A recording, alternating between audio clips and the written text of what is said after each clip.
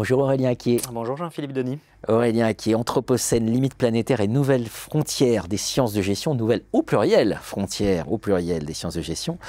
C'est l'introduction du numéro spécial de la Revue française de gestion, organisation et sciences de gestion à l'épreuve de l'Anthropocène, que vous avez coordonné avec Julie Maillère, donc CREM, Université de Rennes, ICUP CRG, École Polytechnique, et Bertrand Valliure, UM Lyon Business School. Vous êtes professeur à l'ESCP Business School. Moi, je suis à l'ESCP. Ouais. Comme quoi, enfin voilà, c'est ça la recherche scientifique, c'est la coopération entre des institutions différentes. Absolument. Et on voit l'importance des communs, comme la Revue française de gestion, pour porter ce type de débat.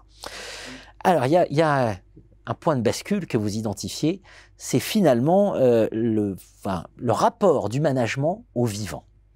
Et là, vous pointez un point, c'est la question du naturalisme. Alors, expliquez-nous. Alors, la question du naturalisme interroge notre rapport au vivant, mais pas seulement du point de vue du management, c'est d'un point de vue plus culturel et social. En fait, effectivement, dans cet article, on a essayé d'identifier plusieurs points de bascule théoriques qui sont à la fois des opportunités théoriques pour les sciences de gestion et aussi des sources de déstabilisation. Et le lien au vivant, c'en est un. Alors pourquoi? Parce que nos sociétés se sont construites sur ce qu'on appelle le naturalisme. Alors ce n'est pas de nous, le terme il vient plutôt de Descola, qui est un anthropologue de la nature et qui décrit la manière dont les sociétés envisagent le rapport au vivant. Il dit qu'il n'y a pas qu'une seule manière d'envisager le rapport au vivant. Et nos sociétés occidentales, elles sont dans un rapport au vivant qui est très particulier, qu'il appelle le naturalisme et qui consiste à dire que la nature est extérieure à l'homme. Elle est en quelque sorte inanimée, c'est-à-dire qu'elle est dépourvue de sensibilité, et c'est un objet qui, quelque part, est appropriable. Ouais. Un objet à dominer, quelque part. C'est un rapport de domination avec la nature, entre l'homme et la nature. Et c'est effectivement un trait important de nos sociétés, c'est-à-dire qu'on voit que, notamment même dans la philosophie des Lumières, par exemple, il y a cette vision... Descartes, se rendre maître et possesseur de la nature. Absolument, c'est ça. Il y a cette vision de se rendre maître et possesseur de la nature qui décrit parfaitement en fait ce que Descola dit lorsqu'il parle du naturalisme. Et donc dans cette vision-là, on a un rapport parfaitement utilitariste qui s'est développé à la nature. Et alors quand on y réfléchit, même sur les sujets de biodiversité par exemple, comment est-ce qu'on parle des sujets de biodiversité et d'effondrement de la biodiversité pour sensibiliser le public à cette importance?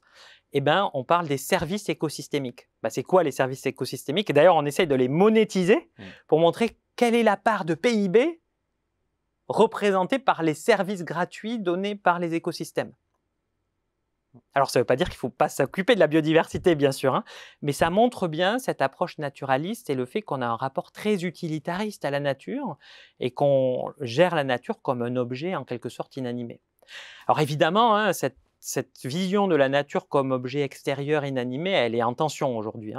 Alors on le voit déjà, elle est en tension à l'intérieur de chacun de nous. Par exemple, le fait qu'un animal peut être un animal domestique, auquel là, dans ce cas-là, on va accorder en quelque sorte une sensibilité. Et souvent, les animaux domestiques, ils font vraiment partie de la famille. Et de l'autre côté, on a un rapport totalement productiviste aux animaux d'élevage. Voilà. Donc là, on voit déjà qu'il y a des craquements qui se produisent. Je vous interromps derrière. Oui. D'ailleurs, vous les citez, on retrouve toutes les nouvelles causes de véganisme, la défense de la cause animale, les ZAD même, vous les évoquez. Oui, L214, c'est un mouvement social aussi qui vise à justement questionner cette frontière qu'on établit entre le vivant humain et le vivant naturel. Tout à fait. Et du coup, aujourd'hui, on est dans une situation très paradoxale.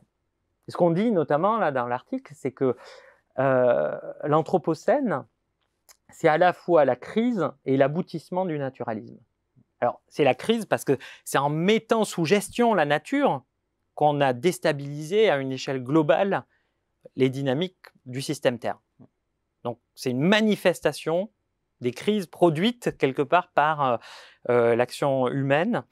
En même temps, c'est aussi l'aboutissement du naturalisme, parce que comment est-ce qu'on va gérer cette situation aujourd'hui? Il y a un fort risque qu'on ait beaucoup de mal à remettre en cause le naturalisme. Est-ce qu'une part de la réponse n'est pas finalement de rentrer dans une logique, j'évoquais l'idéologie d'une domination de la nature, une logique de respect, c'est-à-dire une forme d'amour de la nature? Est-ce que ce n'est pas ça une part de la réponse? Alors certainement, il est sûr que la question de l'amour de la nature, c'est un aspect très important aussi dans le fait de questionner notre rapport au vivant.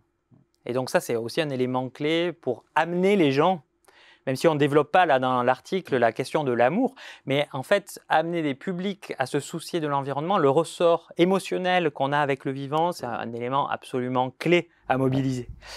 Et effectivement, comme vous le dites, la question de trouver une sorte de naturalisme aménagé, de trouver une forme d'équilibre avec le vivant, ça paraît absolument, absolument clé, quoi.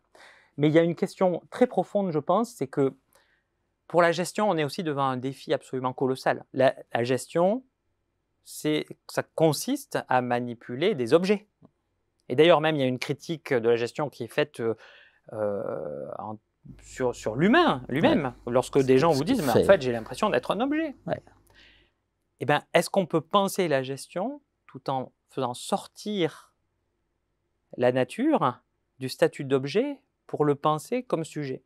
Alors là, on est devant un chantier colossal, hein, dont on n'a pas les réponses, mais on pense qu'une partie de ce travail de refondation, il passe par le fait de poser ce type de questions. Merci à vous, Aurélien Aqi. Merci.